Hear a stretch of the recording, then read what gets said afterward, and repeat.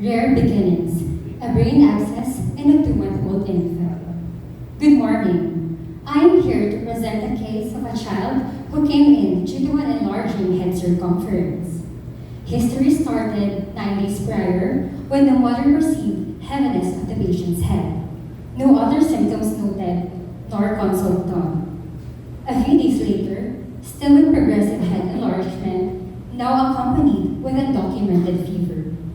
A day prior, he is noted irritable with one episode of vomiting.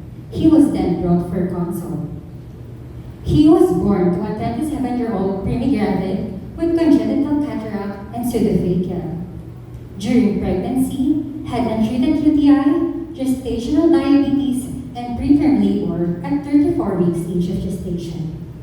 Subsequently delivered a live baby boy, upwards for 9 at 35 weeks age of gestation by LMP and 37 weeks by Ballards.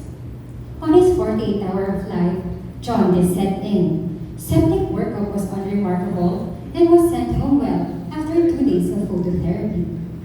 Upon examination, patient was febrile with enlarging head circumference above the 85th percentile, with bulging intense condyles, wide-spaced sutures, and sunset eyes. Other organ systems, as well as other components of neurologic examination, were unremarkable. Getting back to our case, what could have caused this enlarging head circumference? On top of our list are infections, structural abnormalities, and bleeding. CNS infection in this age group may present as meningitis, encephalitis, and abscess, some with signs of increased intracranial pressure. Common etiologies include herpes strep, E. coli, diphtheria, and torch infections, which could lead to hydrocephalus, making CNS infection our primary consideration, though an assay could be of value. CNS malformations can present with macrocephaly with increased intracranial pressure. Imaging is necessary, hence wouldn't be totally ruled out.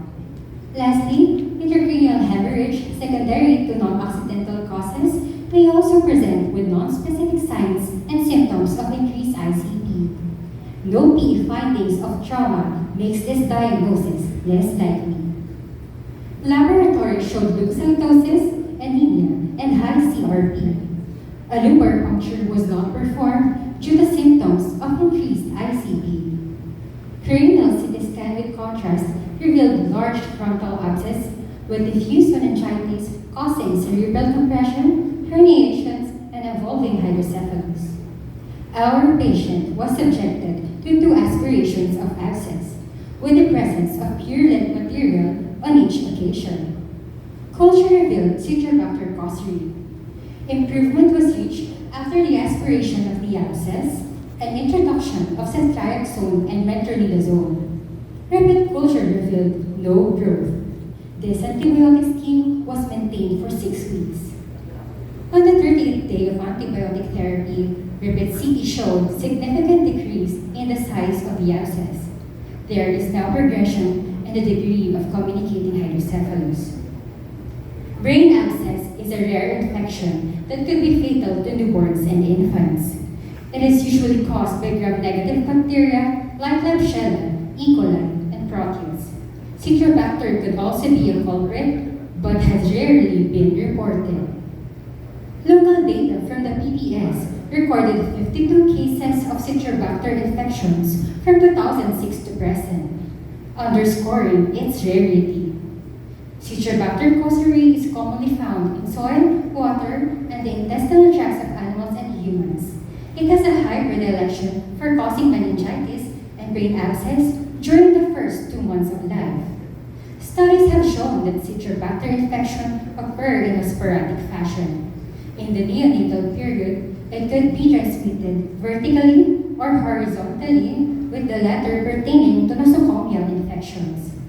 Literature claims it could persist for extended periods in neonatal ICUs or in household members and persons involved in neonatal care.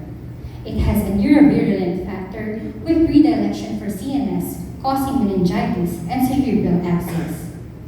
Its clinical manifestations coincide with those of our patient including bulging fontanelle, head enlargement, and irritability.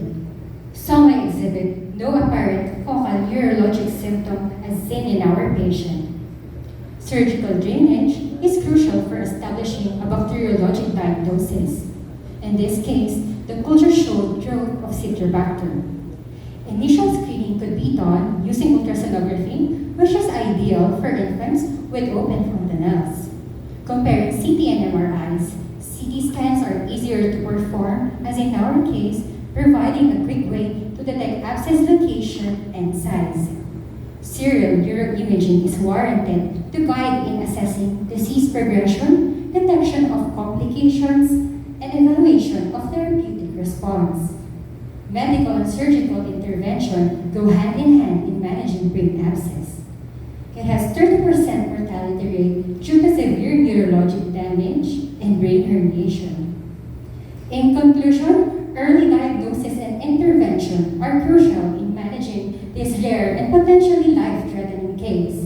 A multidisciplinary approach through prompt imaging, surgical intervention, and antibiotic therapy is essential for optimizing outcomes and preventing neurological and developmental complications.